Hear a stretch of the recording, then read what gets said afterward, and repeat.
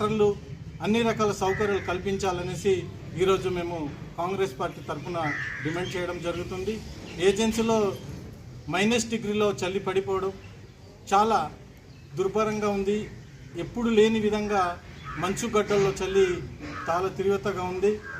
అదేవిధంగా ఈ కూటమి రాష్ట్ర ప్రభుత్వం ఏర్పడి సుమారుగా 18 నెలలు కావస్తుంది.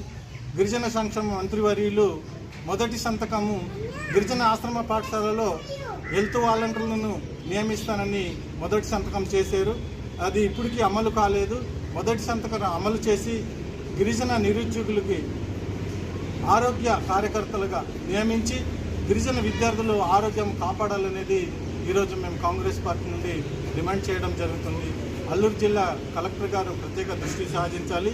తెలంగాణలో కొన్ని ప్రాంతంలో తెలంగాణ రాష్ట్రంలో చలి ఎక్కువగా ఉంది అని వాళ్ళకి ఉదయం 9:30 నుంచి సాయంకాలం 4:30 వరకు సమయంని టైం చేంజింగ్ చేయడం జరుగుతుంది.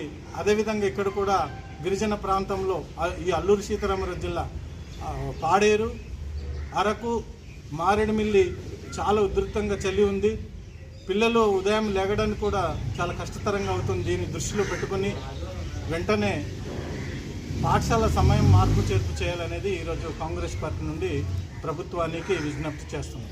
జై కాంగ్రెస్, జై జై కాంగ్రెస్, జై కాంగ్రెస్, జై జై కాంగ్రెస్.